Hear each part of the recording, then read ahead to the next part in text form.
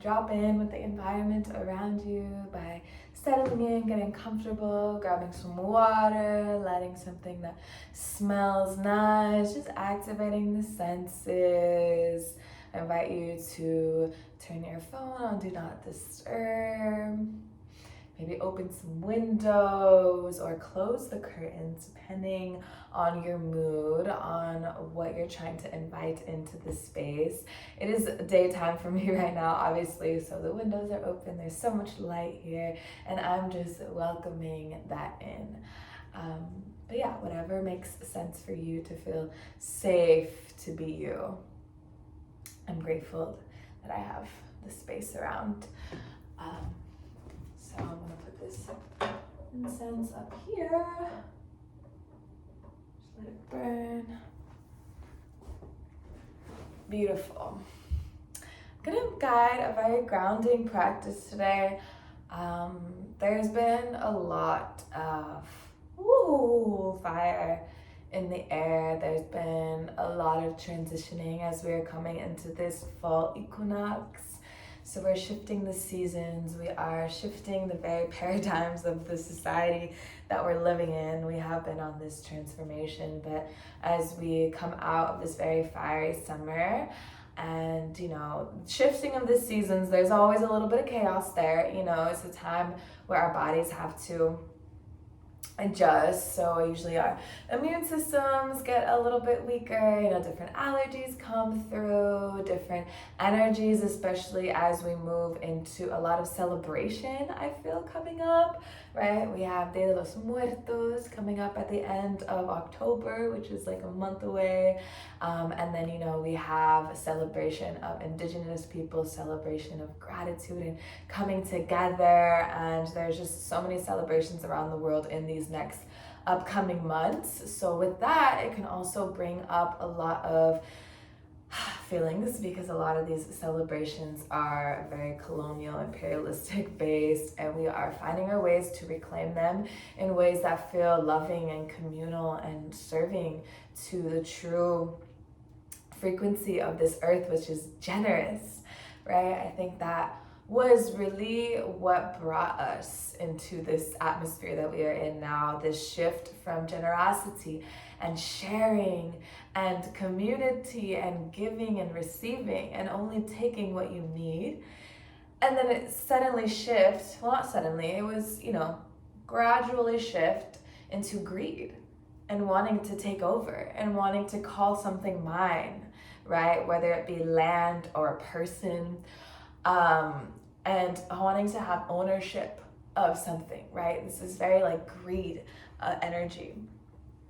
And so now as we are coming out of that and moving into, reciprocation and giving, and lands are being returned to native tribes, and we're reclaiming holidays, and we're erasing days for people that don't deserve them, and we are really bringing this energy of restoration and renewal, which is so necessary, not just for our culture and our people and our celebrations, but also for our land, for Pachamama. We've been taking from her so much. And I was in a grieving ceremony yesterday, and there was a lot of women there who were grieving, personal family members and, beloveds. And I personally was grieving my cat, my beloved panther Prince. But also I was just grieving for the planet heavily. I'm so connected to nature. Every time I tune into her, I get so anxious, and I feel all her pain of the animals and all the elements and just all the life that is suffering right now. Even just in my own community, in my own personal experience, but also in the world. It's like, seeing these horrific things, seeing how humans are affecting nature all over the world. I watch a lot of nature shows, so I can't watch a nature show nowadays without them talking about all the species that have gone extinct, all the land that has been just destroyed. And so it hurts my soul, and I feel deeply, and I've been grieving a lot for Earth. And with this restoration of our culture, of values, of, like I was mentioning, generosity and sharing and just being and honoring life I think that is a big one, honoring life, right? And not just taking it for our own benefit, and really understanding the weight of what it is, right? Nowadays, because we're so disconnected from our food, from our agriculture, from, the process of meat, people eat meat all day, every day, and just are disconnected that a life was taken. And a life was taken even to make these clothes, right? A life of a plant, right? Cotton. A life of the forest, right? That was destroyed to build. The life of all these animals that are taken over when oil is made, or when things are harvested, and when plantations are created instead of just natural agriculture, our natural forest systems, right? When we begin to take over land and try and control it, the natural rhythms, the natural balance of everything gets disrupted. And we have been destroying a lot of it all over the world. And so to bring some lightness into it, I had a big release in the grieving ceremony, and I'm also just taking this energy of sadness and grief and again bringing it into the lightness. How can we then use this force that I'm so passionate about, that just like affects me really deeply as a sensitive being that's so connected to the earth? How can I use this as a force for good? How can I create a video like this speaking about the ways in which we can honor our earth? How can I give my time, my efforts, and everything that I can to making change, and to being a part of the world that I know we can live in? Because it's already here, right? It's already here. We're already living in it. And we just have to integrate the rest of the world.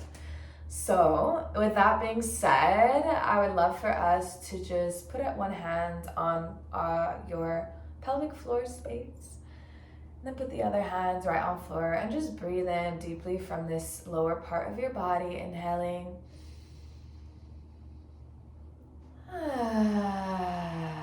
Inside out. Just let your breath be an anchor into this present moment.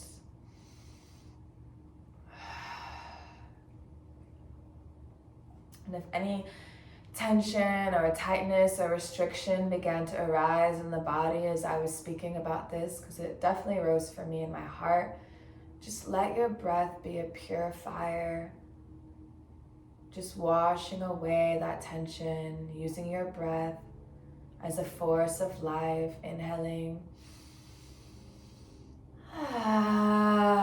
Let it go.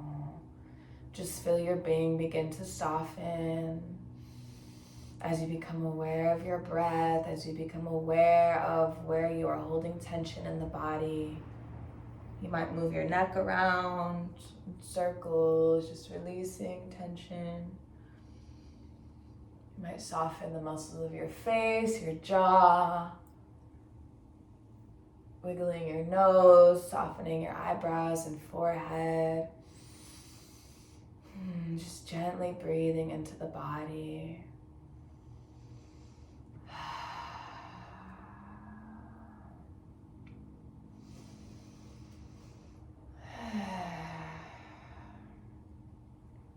Now I would love for us to call to mind a specific intention that we'd like to set for the week ahead. I'm filming this on a Monday, but whatever day you are experiencing, let it be for the coming days ahead.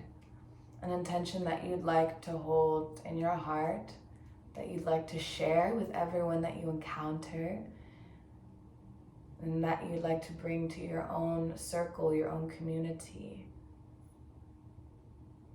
My intention is to move with ease and share my love and passion in gentle ways. I think sometimes we can get angry, right? With this grief, whatever you're grieving, anger can come through. Or whatever you're passionate about that you feel like society is not doing right, or your community or whatever it is, it can come along with anger. but we are more powerful. We are more strong when we are calm, when we move with a patience.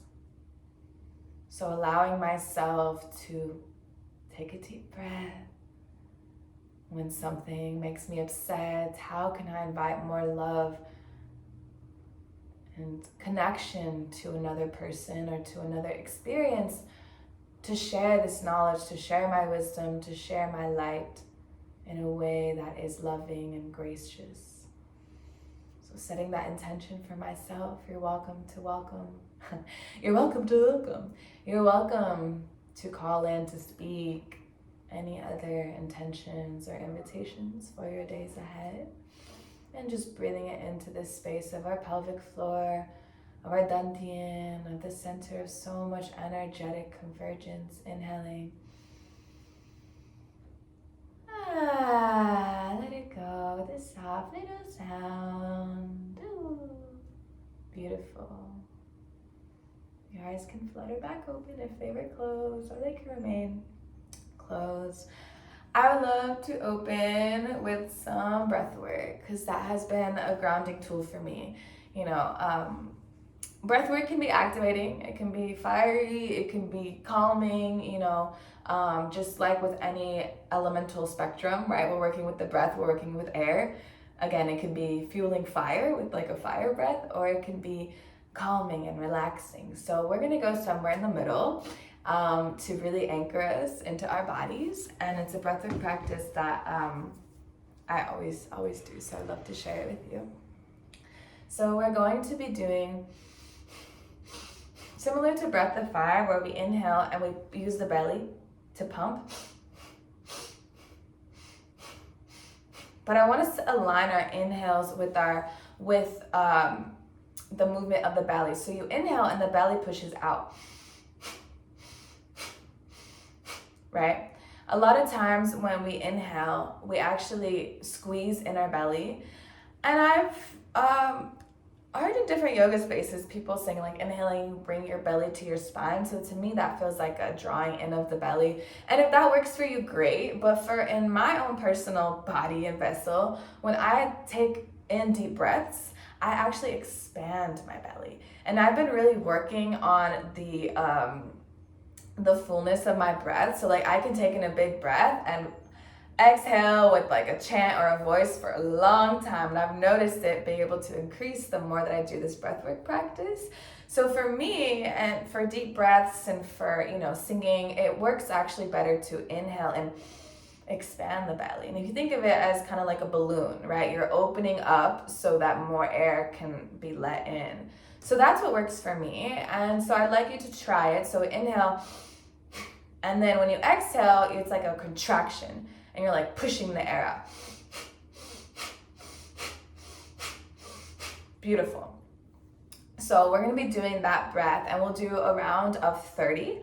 And then we're gonna hold the nose, and you could hold it with the forefinger like that, or with this, or however you feel. And we're gonna continue just using the breath as a pump, working with our internal force, our internal air, right? We have a lot of breath and energy within us, right? This is why we activated this lower part with breathing deeply, because we have internal aliveness. And so we're gonna be activating that by keeping our lips sealed and keeping our nose closed and just doing the pumping without taking in breath from the air around us. So let's go ahead and try it.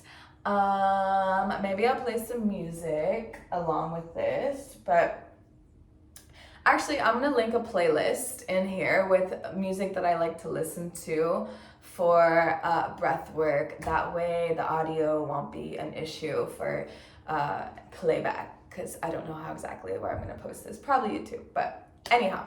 So click on the link to listen to music, or put on your own, or just enjoy the sounds of your breath, right? I think that's new for me. I always have music playing, I'm always dancing, I'm always listening to music. So to sit in silence is actually new for me. So I'm gonna actually invite you too to just sit with the silence of your breath and just really focus in on that sound. So Let's just take a letting out any stale air.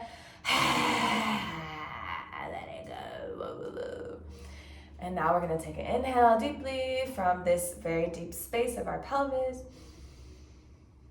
Feeling the breath expand, and then sigh it out. Now let's begin.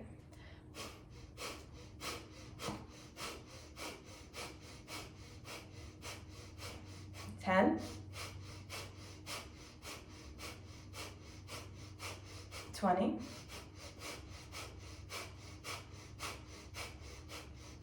30. Now hold the nose, another 30.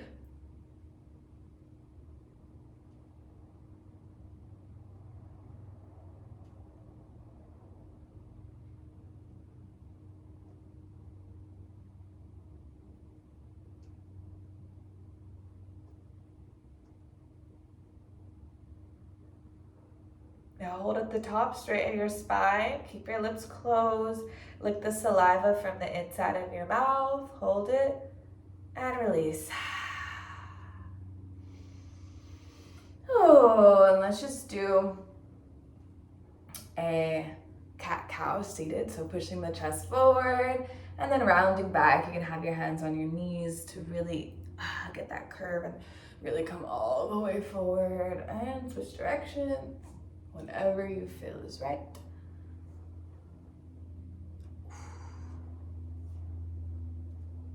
Oh, nice. All right, round 2. We're gonna amp it up. You can go 35 or 40 or 45, depending on where you are in your breathwork practice. So I have been doing this for some years, so I can do 45, but when I first started, I did like 30, 35, 40. So we're gonna be just amping it up a little more to challenge yourself. If 30 already felt like challenging for you, then just try and match that again. But I really invite you to push yourself in a way that is obviously honoring your body. If you feel like it's too much, this is again not meant to be like overwhelming or to make your nervous system feel unsafe. This is just a grounding practice, but I still invite you to challenge yourself. So you know what we're doing at the end, right? So I'm gonna just get in my own practice and I'll let you guide that for yourself. So whatever number you're doing, let's just exhale out the stale air and begin.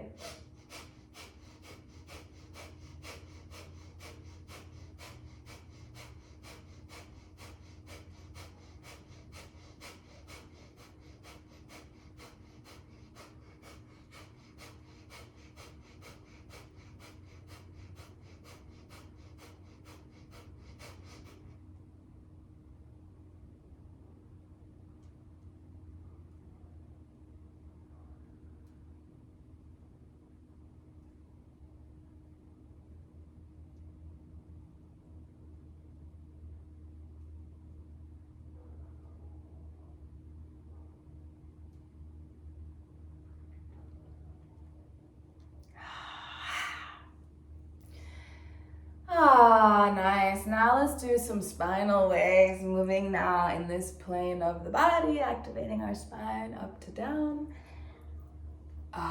Just circulating that energy. Again, you can use your hands on your knees to help guide the movement. And now let's go other direction. So spinal wave up.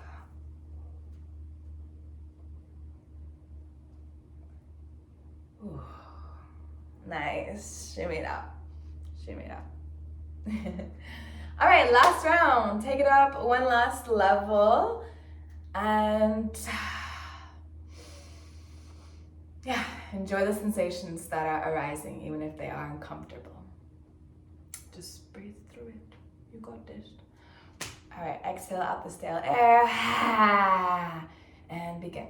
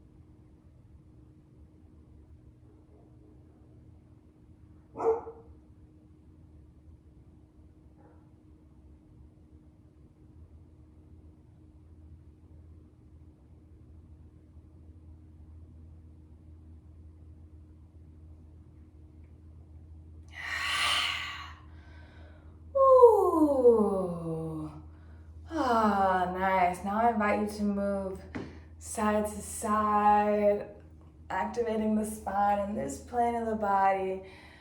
So like you're moving up and over to the side. Just let your head fall with ease as you go from side to side.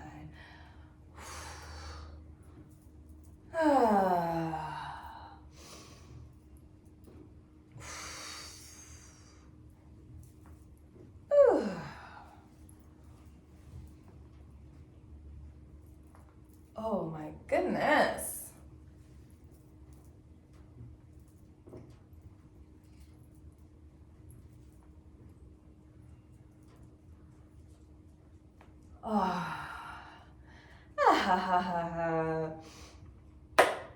All right. Thank you for breathing with me and for dropping in deeply. I'm gonna do a movement practice, but I'm gonna record that in a separate video so I can get the audio set up. So watch the next video if you want to move, but if this is enough to bring you into your balance, if you only have 20 minutes to connect deeply to your body, that can be enough. And I'll just leave you with some reflection, questions, and things to carry you through the week. I wanted to share this card because I found it the other day, and it's just from this workshop sound bath that I did, and she gave us all these cards, and this one says, "What I seek is also seeking me." And it has this like doorway like opening up into the universe, and in the back it says, "The universe is so generous that I can't wait to send your way whatever is necessary to help you in your journey. Just open your mind, the door that leads you to infinite possibilities, and accept that you are an unlimited being." So we've all heard this before, right? What you seek is also seeking you. And I think that is so true in the sense that you are what you seek, right? Because what you seek comes from this place of inner knowing, right? Like, sure, you seek also what you're curious about, right? You may have a lot of curiosity to expand who you are. You might have curiosity to know about a specific lineage. But I think even a lot of times our curiosities relate to versions of ourselves from our lineage or from past lives or from some sort of connection of another time, right? We have so many lives within us, right? And so what we're curious about has something to do with what is already within us, whether it's from our upbringing or from our past lives or from just the world that we're in. Maybe we were raised with certain cultures that we have a very deep connection to already. And so by that seeking of what is already within, then we will also attract that similar energy that is also seeking us, that is also wanting to share and wanting to be experienced, whether it's knowledge or whether it's a partner, whether it's a mentor, whether it's an opportunity, right? When we are able to seek with an open mind, right? It says open mind. When we think about open mind, I like to think about also the dissolution of mind. And when we tune into the wisdom and the voice of our bodies, right? That is when we are able to truly understand what we want. Like, our bodies are so wise, right? We already know when we're not meant to be doing something, right? Like, even when you lie, for example, you can feel it in your body. That's why they have like the polygraph machines, right? That they connect to people and it shows their heart rate, like to see if someone's lying. Your body doesn't like to lie to itself, right? It'll start to get nervous and have all of these physiological reactions when you are not being true to yourself. And that's what I believe that social anxiety is. It's when you are surrounding yourself with people who aren't necessarily making you feel good. You can't be your true self around. Like, I thought I had social anxiety, but the more that I'm in space spaces where I feel really comfortable, or I feel like I can be myself, I'm like, actually, no, I love being around people. The reason why I thought that is because I was in spaces where couldn't be myself. I couldn't honor my truth and what I needed and how I moved and how I wanted to be held and the conversations that I wanted to have, the kind of exploration and fun that I wanted to have. It wasn't me. So I got really anxious, but it was just my body sending me a message that this is not for you. This is not true to you, right? So our body is always sending us these messages. So when we dissolve the mind, and when we try and we just listen to the body's messages, then that's when we can just trust in ourselves, right? Because I think the mind and the body, they're very connected, but I think the body will send a message and the mind just tries to understand it, tries to process it, it tries to like contextualize and find this deeper meaning. Why am I feeling, you know what I'm saying? And I think that can sometimes be a hindrance to our experience and to our ability to trust ourselves. Instead of just saying, okay, my body's feeling this way, I'm gonna allow the sensation to move through me and pass, and like, I'm gonna separate myself from this. It doesn't feel good, right? Or I'm gonna go take a moment to myself, or I am going to really only honor the connections that feel good, right? So how am I connecting with people recently, right? Does it feel true to me? Do I get nervous before I get on a call with someone, right? And nervousness is not always bad, right? Like before you're about to step on stage, before you're about to lead a group or, you know, give a presentation or speak, it's natural to get nervous, right? But I think there's a difference between nervousness that is from a within, right? When we're nervous, it's usually because we're like, oh my God, I'm scared about how I'm gonna perform, right? Or is it someone else that's making you nervous that you're like, right? So it's that level of like discernment, right? Because nervousness is not always like anything, it's neutral. But having that discernment of like, oh, is it just I'm nervous because I don't feel like I'm from my own side or from someone else, right? So the more that we're able to trust our body's wisdom, the more that we're able to discern in different scenarios when we go out in the world and really just honor our truth, then the universe will be generous and it will send us everything when we're walking in our truth. And I know that this is being said a lot and shared a lot, like, you know, living my truth, and it's like, what does that even really mean? And again, I bring it back to the body. Like when you're living in your truth, your body's at ease, right? Again, you're in flow state, right? Flow state is truth. Flow state, again, is this like creation to divinity, right? When you're out of your mind. And usually it's in these, a lot of creative modes, right? I get in flow state when I dance, when I sing, but it can be into all of experience. You can be in flow state in nature, you can be in flow state in a conversation with someone, in a collective, in a community flow state. So that is your truth, when your mind is actually off and you're just experiencing, right? So when do you feel that way? Right? What are you doing? Who are you around? Right? Where are you? Like, when do you feel most in your body, most free, most in flow, most connected to everything, most heart open, activated? And really remember those moments and hold that as that is my truth. That is when I feel my truest self. And I think that the more that we can honor that, the more love we bring into our hearts, and the more that we can recharge ourselves so that we can go in the world and do the important things right now, like save our nature and bring more healing and, you know, help all these underserved communities that are still without access to basic needs.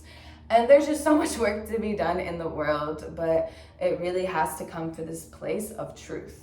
Right? And there's so many lanes for us to fit in. So it's really about making our own and just finding something that can also be sustainable. Because if you're not living in your truth, you're not gonna be able to last that long, okay? There's gonna be a point where your body's gonna shut down, right? So for us to have the most enriching, beautiful, magical, sustainable lives, we really have to move from that place. So I hope that you can use this breathwork practice, use these words that I've shared to move into your week with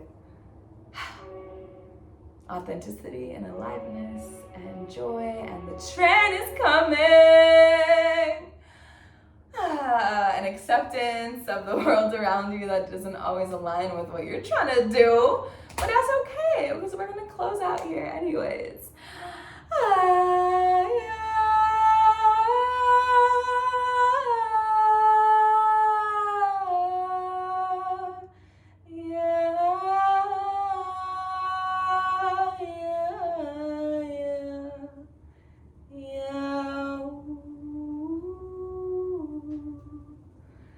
Beautiful. Let's take a deep breath together from our pelvic floor, from this energy center, from our space of aliveness. Oh, inhale.